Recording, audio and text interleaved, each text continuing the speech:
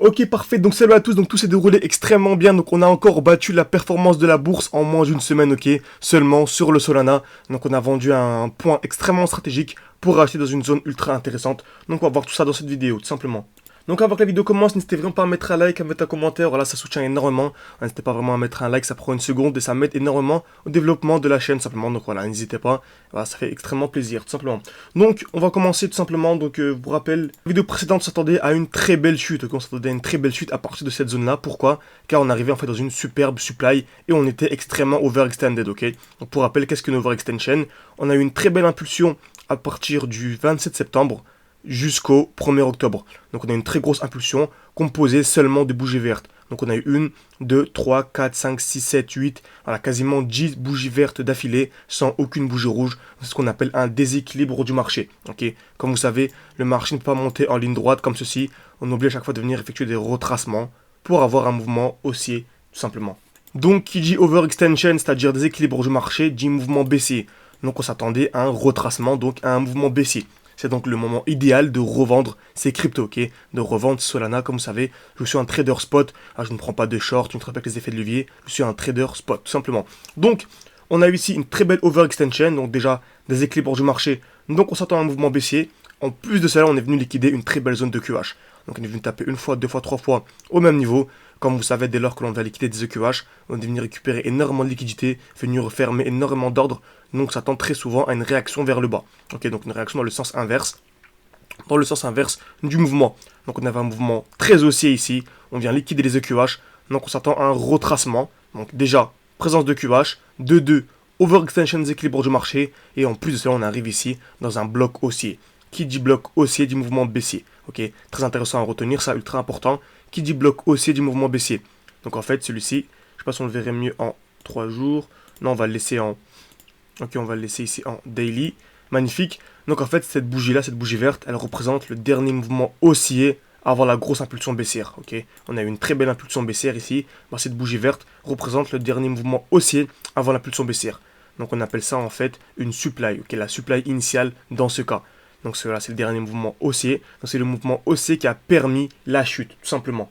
Donc qui dit supply, tout simplement.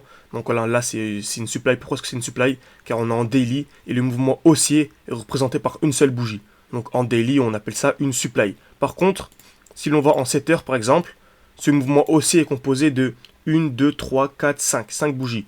Donc en 7 heures, on appelle ça un bloc. On appelle ça un bloc institutionnel, alors qu'en daily, on appelle ça une supply.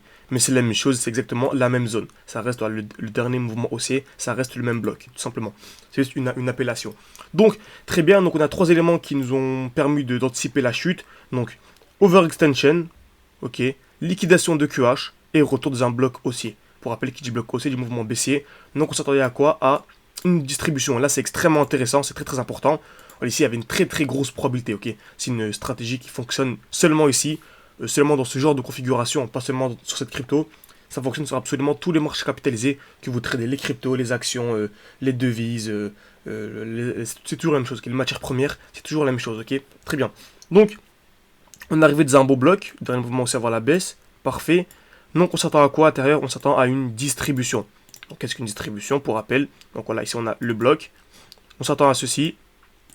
Création de QH, donc taper plusieurs fois au même niveau, liquidation, puis ensuite les mouvements baissiers. Ok, donc on s'attend à ça, création de QH, liquidation, mouvement baissier. Donc on peut soit revendre au COS, ok, soit revendre au COS, puis ensuite bien sûr on arrivera dans une zone où on aura une accumulation. Donc voilà en fait. Ok, donc on a ça, distribution et ensuite accumulation en dessous. Donc accumulation c'est la même chose, à part qu'on va créer d'abord des EQL, puis liquidation, puis mouvement haussier. Donc on a ceci, très bien.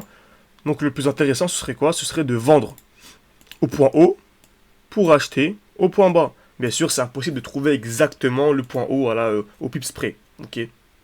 Mais le but en fait c'est de racheter de revendre le plus haut possible pour racheter le plus bas possible. Pour avoir la meilleure performance possible. Très bien. Donc on peut soit revendre ici au COS. Donc ici on a la cassure. Pour racheter tout simplement ici. Ok.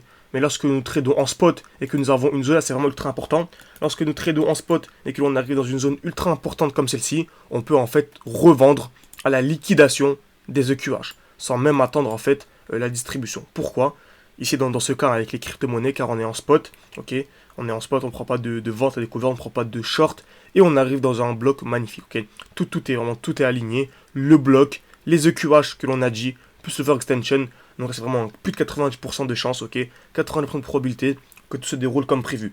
Donc ce que j'ai fait moi, c'est revendre au niveau des EQH et racheter la liquidation des EQL. Donc voyons ce que le marché nous a donné sur le graphique en réel. On est arrivé dans le bloc, donc là j'ai zoomé, je suis allé en M45, très bien, on a une belle distribution, magnifique. Et ensuite on a encore une plus belle distribution. Création de QH, liquidation en plus de ça avec une très belle mèche, donc là c'est magnifique, hein, très belle mèche. Retour dans une supply en plus de ça, ok, retour dans une belle supply, tac.